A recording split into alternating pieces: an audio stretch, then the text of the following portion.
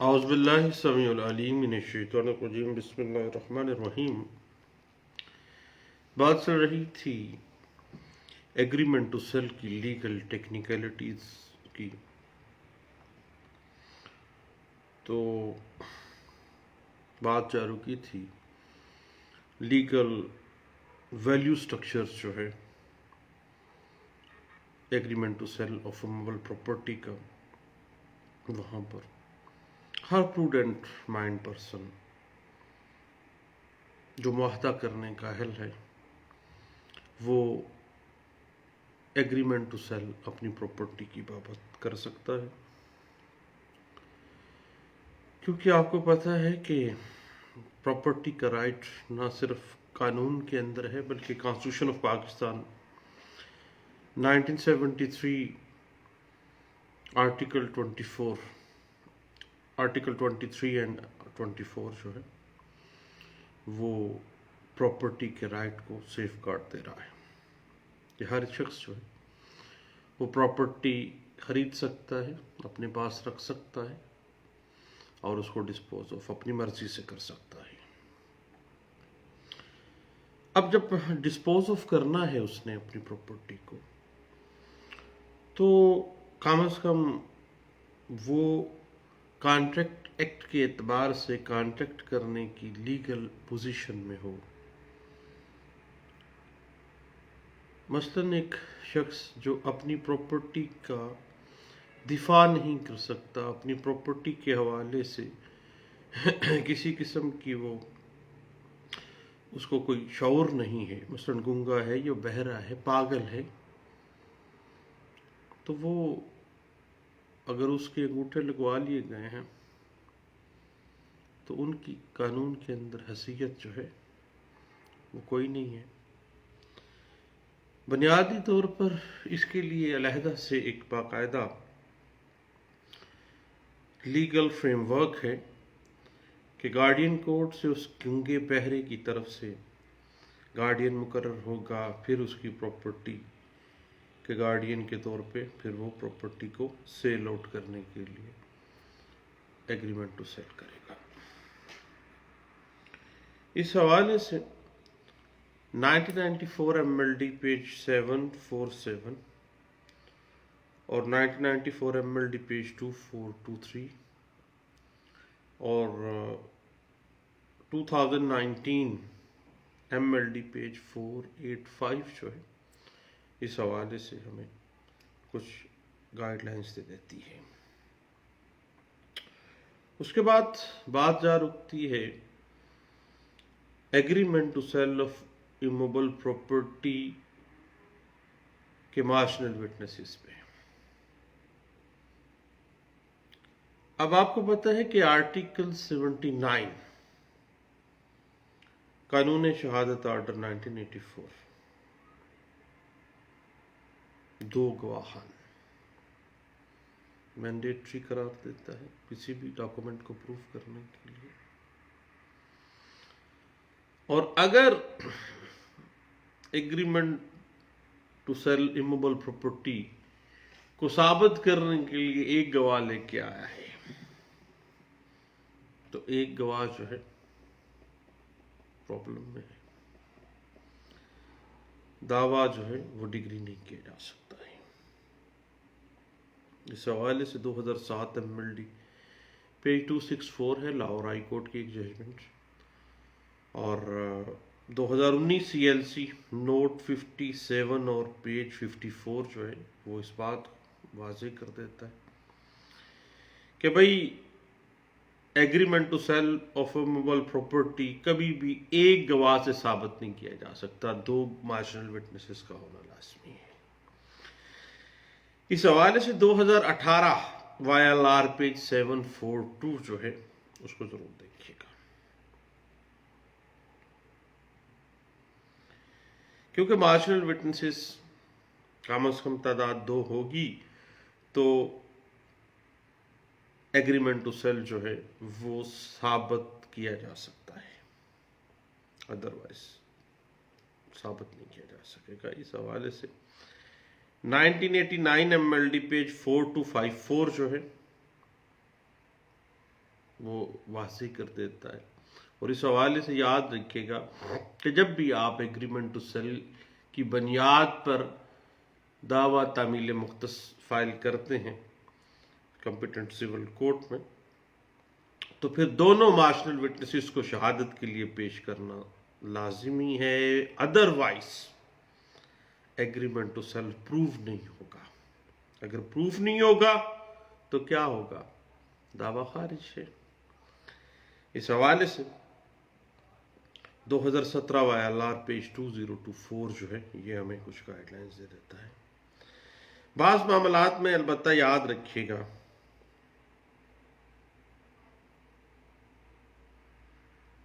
کہ اگر agreement to cell کو ایڈمٹ کر لیا جائے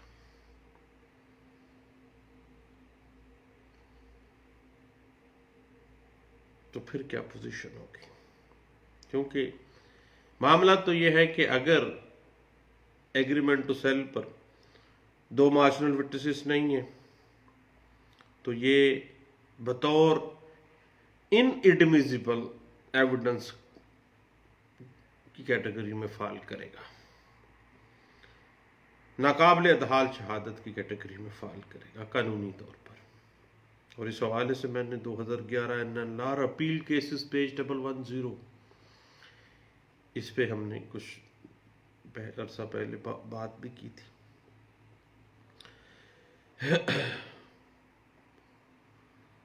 اور پھر صورتحال یہ بھی آ جاتی ہے کہ مارشنل وٹنسز کے ذریعے اگر شہادتیں کروا کے اس کو ثابت کیا جاتا ہے تو پھر تو ثابت ہوگا، ادروائز پھر ایگریمنٹ ٹو سیل جو ہے وہ پروف نہیں ہوتا ہے.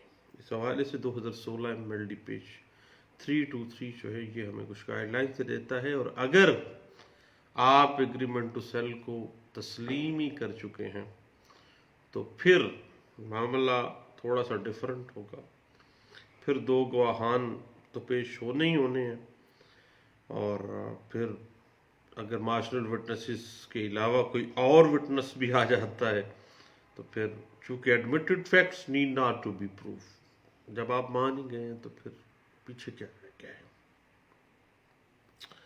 اس حوالے سے 2002 MLD پیج 1002 جو ہے یہ ہمیں کچھ گائیڈ لائنس دے دیتا ہے. اور دیکھیے اگر مارشنل وٹنسز کے دستخط موجود نہیں ہیں، اگر وہ بطور شہادت پیش نہیں ہوتے ہیں تو پھر آپ کا دعویٰ جو ہے فارغ ہے. اس حوالے سے 2006 YLR پیج 2253 جو ہے وہ ہمیں کچھ گائیڈ لائنس دے دیتا ہے. اب بات اس طرح سے ہے، بعض اوقات بلکہ آج ایک دوست نے اس موضوع کو اٹھایا کہ جب بھی ایگریمنٹ ٹو سیل ہوتا ہے اس میں ایک بیسک کنڈیشن یہ بھی ہے کہ یہ باہمی رضامندی کے ساتھ ہوا ہے. اگر اس ایگریمنٹ میں کوئی کوئرشن، کوئی دباؤ، کسی قسم کی کوئی جبر، کسی قسم کا کوئی فراڈ یا مس ریپرزنٹیشن کا معاملہ آ جاتا ہے تو ایسا اقرار نامہ کہاں پہ فال کرے گا؟ سیدھی سی بات ہے کہ ایسا ایگریمنٹ ٹو سیل جو ہے وہ void contract, void agreement to sell کے زمرے میں آ گیا. اور جب بھی کبھی وائڈ ایگریمنٹ ٹو سیل ہوگا تو پھر اسپیسیفک پرفارمنس، چونکہ اسپیسیفک پرفارمنس ایک ایکویٹیبل ریلیف ہے تو پھر یہ ایکویٹیبل ریلیف قطعی صورت جو ہے اسی صورت میں نہیں دیا جا سکتا ہے.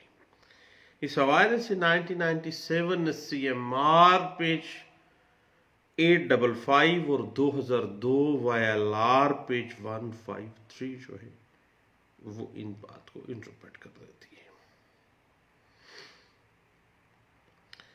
پھر ایک دوست کہنے لگے کہ ایگریمنٹ ٹو سیل جو ہے وہ اگر کچھ عید والے دن لکھا گیا ہے جس دن چھٹی ہے سب کو، یا فرض کریں کہ رات کے 12 بجے لکھا گیا ہے، رات کے 2 بجے لکھا گیا ہے، یا اس دن جس دن چھٹی ہے کوئی بندہ اویلیبل نہیں ہے، اس دن کانٹریکٹ جو ہے باقاعدہ سٹیمپ ایشو ہو رہا ہے، باقاعدہ لکھا جا رہا ہے. تو اب بات اس طرح سے ہے صاحب کہ اگر ایگریمنٹ ٹو سیل ڈنائی کیا جاتا ہے نا، پھر یہ کوسچن آ جائے گا، پھر معاملہ تو پھر شہادتوں میں آنا ہے. لیکن اگر ایگریمنٹ ٹو سیل کو آپ بطور ڈیفینڈنٹ مان لیتے ہیں تو پھر اس بات سے کوئی فرق نہیں پڑتا کہ وہ ایگریمنٹ ٹو سیل چھٹی والے دن ہوا ہے، رات کے 2 بجے ہوا ہے یا 4 بجے ہوا ہے، کوئی فرق نہیں پڑتا. پھر ایگریمنٹ ٹو سیل کو آپ مان چکے ہیں اور ایڈمٹ کر گئے ہیں، پھر پیچھے کچھ نہیں رہ گیا. البتہ اس حوالے سے 2010 MLD پیج 1167 کو ضرور دیکھیے گا. اس کے بعد یاد رکھیے گا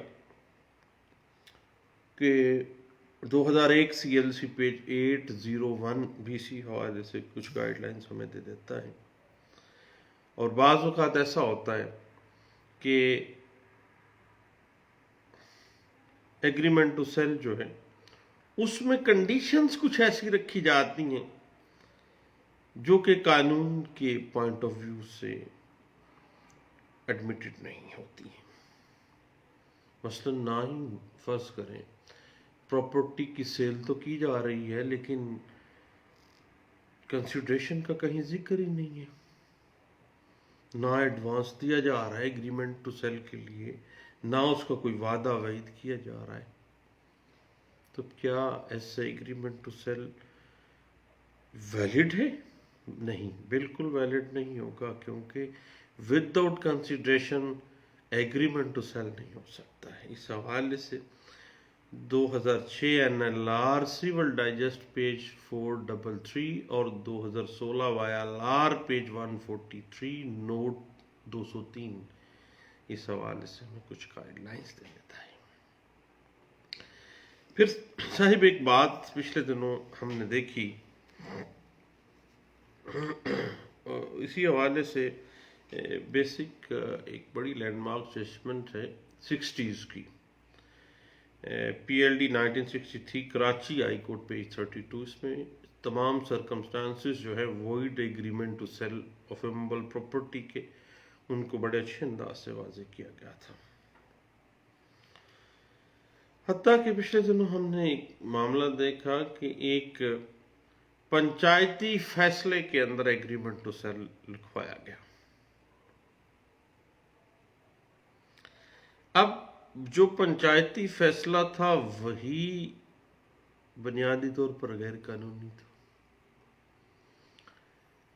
جو پنچایت کانسٹیٹیوٹ کی گئی ایلڈرز آف ویلش نے کی وہ بذات خود جبر اور دھونس اور دھاندلی پہ کی طرف اشارہ کر رہی تھی. تو وہاں پہ اگر کسی شخص سے غیر قانونی طریقہ کار اختیار کرتے ہوئے غیر قانونی پنچایتی فیصلے کے ذریعے ایگریمنٹ ٹو سیل کروا دیا جاتا ہے تو قانون میں اس کی کیا حیثیت ہوگی؟ قانون میں ایسا اقرار نامہ معاہدہ ہے بالکل وائڈ ہوگا، باطل ہوگا، قانون میں اس کی کوئی حیثیت نہیں ہوگی. اس حوالے سے ہم نے PLD 1972 Karachi high court page 226 اور 2019 CLC پیج 1096 میں اس بات کو جو ہے ہم نے دیکھا کہ ہائر کورٹس نے بڑے اچھے انداز سے جو ہے اس معاملے کو سامنے رکھا ہے کہ قطعی صورت کبھی بھی ایگریمنٹ ٹو سیل جو فیوڈیشری ریلیشن شپس کے ساتھ یا بعض اوقات کوئی جبر دھونس دھاندلی کے ساتھ کروایا جاتا ہے، قانون میں کوئی اس کی حیثیت نہیں ہے. اور ایسا معاملہ جو ہے وہ قطعی صورت قانون اس پہ برداشت نہیں کرتا ہے۔ جہاں تک معاملہ ہے سٹیمپ ڈیوٹی کا، تو سٹیمپ ڈیوٹی دیکھیے صاحب، معاملہ اس طرح سے ہے کہ ایگریمنٹ ٹو سیل کوئی ٹائٹل کریٹ نہیں کرتا، حق ملکیت کریٹ نہیں کرتا ہے۔ تو پراپرٹی کی ٹرانسفر یا پراپرٹی کا انتقال ایگریمنٹ ٹو سیل کی بنیاد پہ کیسے ہوگا؟ اس پہ ہم نے کچھ عرصہ پہلے بھی ہم نے بات کی ہے، کل بھی کچھ ہم نے اس پہ باتیں کی ہیں۔ تو بات اس طرح سے ہے کہ جب کبھی بھی agreement to sell under question ہوگا کسی بھی کورٹ کے اندر، تو ایگریمنٹ ٹو سیل کے جو کنٹینٹس ہیں، جو conditions between the parties decide کی گئی ہیں، ان کو مد نظر رکھتے ہوئے ہی عدالت کو فیصلہ کرنا ہے۔ کیا کنڈیشنز تھی، کیا اماؤنٹ دی گئی، کس طرح سے زر ثمن کتنا دیا گیا تھا، ایڈوانس میں کتنا تھا، باقی کتنا رہتا ہے، وہ عدالت میں جمع ہو چکا ہے، تاکہ پارٹ پرفارم کرنا اپنے اینڈ پہ ممکن ہے کیا نہیں ہے۔ اس حوالے سے P L D 2019 Lahore high court page 346 جو ہے یہ ہمیں کچھ گائیڈ لائنز دے دیتی ہے۔ اب بات اس طرح سے ہے کہ جب آپ agreement to sell stamp paper پہ دیتے ہیں، سٹیمپ ڈیوٹی اس پہ لگاتے ہیں، تو بنیادی طور پر جو وزارت خزانہ نے آپ کے صوبہ کے اندر جو فیس مقرر کی ہے اس کے مطابق ہی سٹیمپ ڈیوٹی جو ہے وہ پے کرنی پڑے گی، اور سٹیمپ ڈیوٹی جو ہوتی ہے وہ ہمیشہ بائر جو ہے، خریدار جو ہے وہ برداشت کرتا ہے۔ اور یہ بات اس طرح سے ہے کہ اگر ایگریمنٹ ٹو سیل کی جو فی ہے،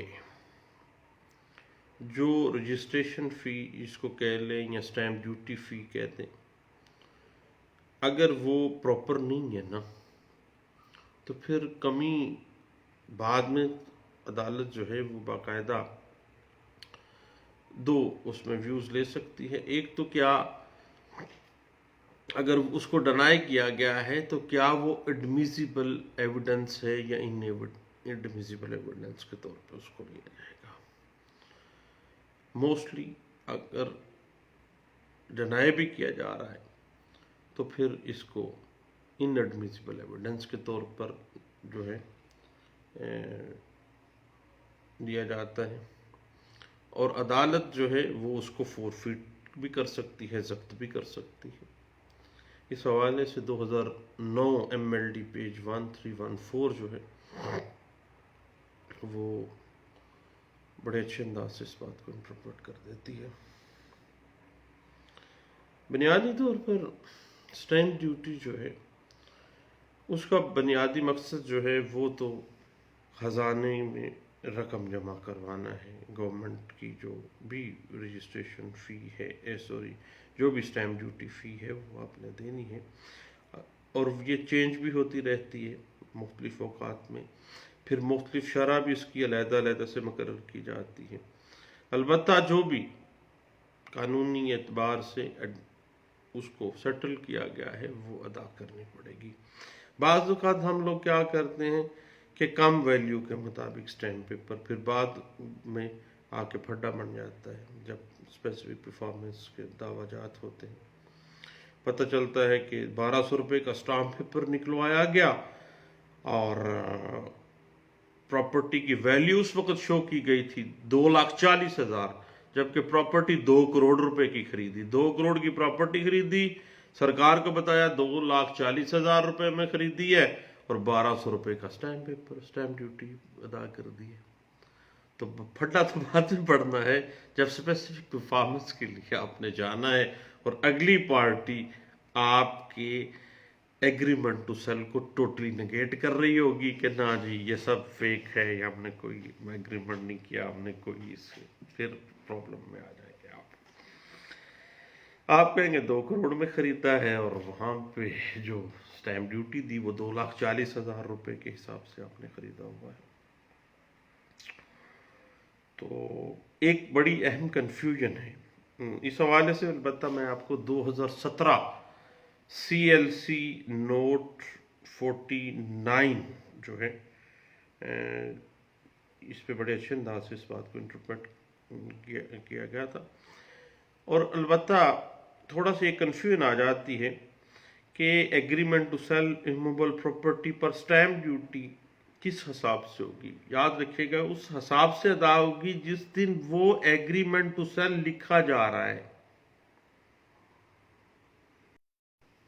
جس دن وہ ایگریمنٹ ہونے جا رہا ہے، جس دن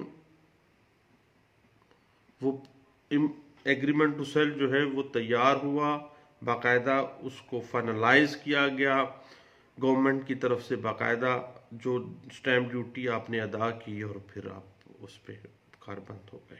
یعنی وہ ڈیٹ کی اسٹیمپ ڈیوٹی جس ڈیٹ کو ایگریمنٹ ٹو سیل ہوا تھا. اس حوالے سے یاد رکھیے گا کہ بعض اوقات ہم لوگ ایگریمنٹ ٹو سیل کو بڑا لائٹلی لے لیتے ہیں اور